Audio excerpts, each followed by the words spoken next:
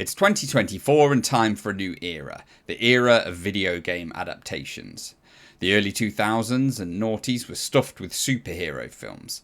I saw someone saying recently there'd been 55 in the last 10 years alone.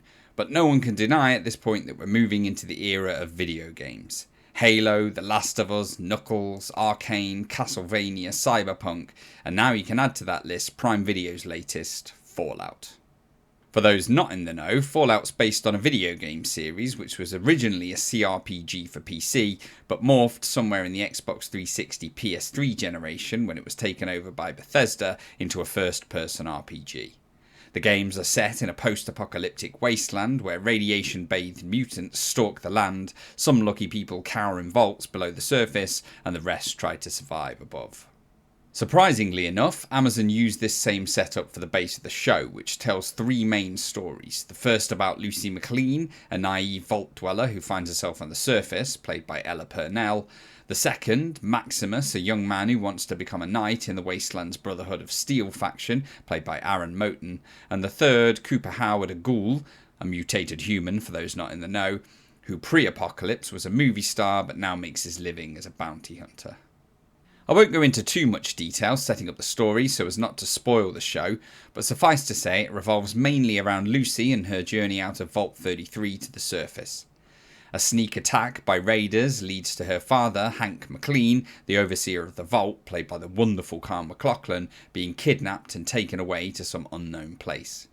Lucy sets off on a solo mission to rescue him, venturing onto the dangerous surface for the first time. Up there, she meets Maximus and Cooper, who half shepherd, half drag, half accompany her on her search for her father.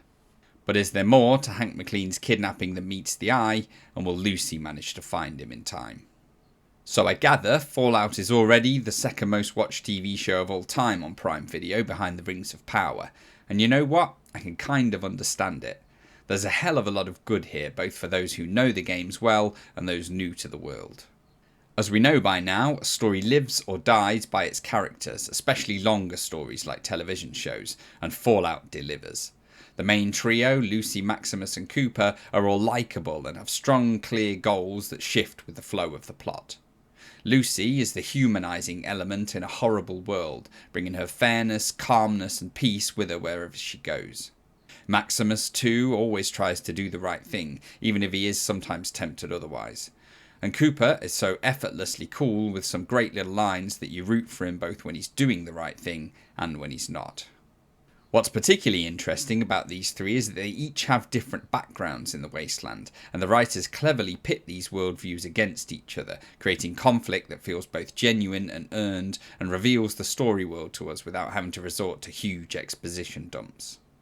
The plot itself is fairly straightforward, familiar to anyone who's played one of the more recent games, but what it does is allow space for two things. The first is little mysteries which hook the viewer and pull them along episode by episode.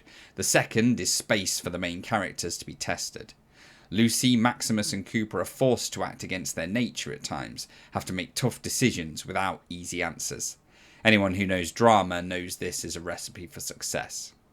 The visuals are great too. Apparently the budget for Fallout was $153 million, and it wears this well. It looks like a movie at times, with sweeping distant views, beautiful sunsets. The action scenes are fantastic, even if they rely on slow motion a little more than necessary. But where the show really impresses is in its overall creativity.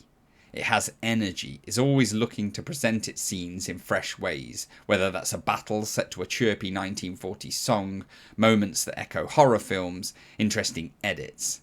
Nothing is exactly as you'd expect, and it never gets boring because of that. Fans of the video game will walk away happy too, I think. Fallout follows its source material, remaining faithful to the game worlds but in ways that work for TV. There are so many recognisable props, places, robots, medicines, drugs, signs, just everything to bring the world to life. Look closely in the background of any scene and there's something to catch your eye.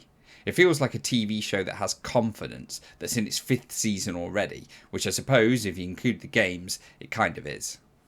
The music is fantastic too.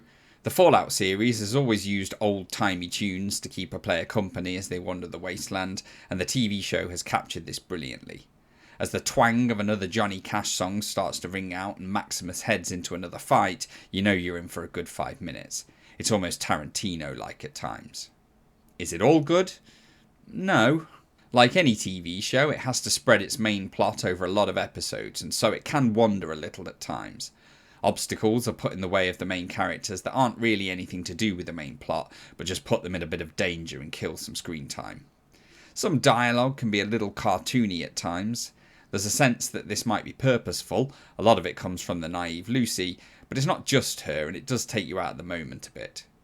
Finally, there's a plot thread back in Vault 33 as Lucy's brother and friends try to recover after the Raider attack that I felt was almost universally dull and needed a few more interesting characters and a little more life.